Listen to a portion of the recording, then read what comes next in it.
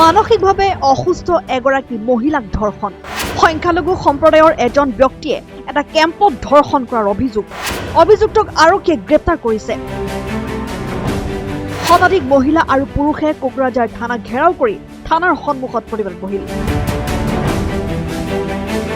কোকৰাঝাৰ জিলাৰ পাথৰঘাট অঞ্চলত এগৰাকী মানসিকভাৱে অসুস্থ মহিলাক ধৰ্ষণ কৰাৰ অভিযোগ উঠিছে।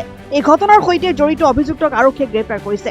ঘটনাটোৰ বিৰুদ্ধে বিশ্ব হিন্দু মহাসংঘ কোকৰাঝাৰ জিলা সমিতি, মাতৃশক্তি আৰু স্থানীয় লোকসকলৰ নেতৃত্বত শতাধিক মহিলা আৰু পুৰুষে কোকৰাঝাৰ থানা ঘেৰাও কৰে আৰু থানাৰ সন্মুখৰ পথত বহি প্ৰতিবাদ কৰে। প্ৰতিবাদকাৰীসকলে বাংলাদেশী গো বেক শ্লোগান দি সমগ্ৰ অঞ্চল উত্তাল কৰি তোলে। লগতে কোকৰাঝাৰ থানাত এই ধৰ্ষণ ঘটনাক লৈ এটা গোচৰ ৰুজু কৰা হৈছে। আজি একটা ঘটনা, আজি বিশ্ব হিন্দু মহাসংঘৰ পৰা আহিছো। আজি এটা 10টাৰ ঘটনা, মানে এনেকা ঘটনা এইটো লজ্জাৰ কাৰণ আৰু ইমান সাহস এইটো কামটো কৰিছে। এইটো মোৰ একদম টাউনত হয়, এইটো ৰাস্তাৰ কাম হৈ আছিলে। কন্ট্ৰাক্টৰটো বাহিৰৰ পৰা আহিছে আৰু যিমান লেবাৰ সেবাৰ আছে এইটো বাহিৰৰ পৰা আহা। তো তাতে এটা মাইকী মানুহ আছে, তেওঁ এডনৰ্মাল টাইপ, অটিজিয়াম হেণ্ডিকেপ এনেকা। মাইকীটো একদম গৰীব মানুহ, তাৰ ঘৰতে একো মানুহ নাই দেখাৰ কাৰণে। এই মানুহটো একবাৰ ৰেপ কৰিছে, কৰাৰ পিছতে তেওঁ ঘৰত গৈছে। ঘৰত যাৰ পৰে কৈছে মোৰ লগতে এনেকা হৈছে। পিছতে কিছু মাইকী মানুহ, কিছু ল'ৰা মানুহ আহি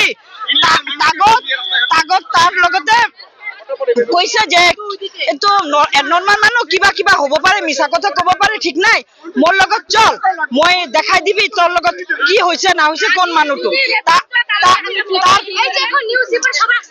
তাৰ পিছতে তেওঁ আহাৰ পিছতে তেওঁ দেখাইছে এই মানুহবিলাক মোৰ লগতে এনেকা কৰিছে।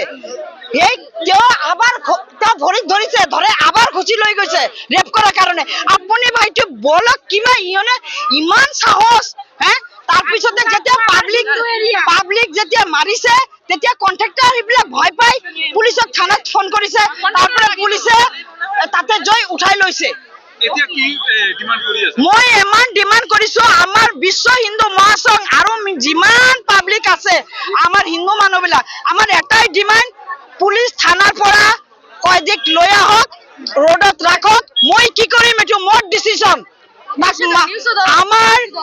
আমাৰ ফাঁচি দিম না আমি তাক পুৰাম, এইটো আমাৰ ডিচিশন। আমাৰ হাতত লাগে।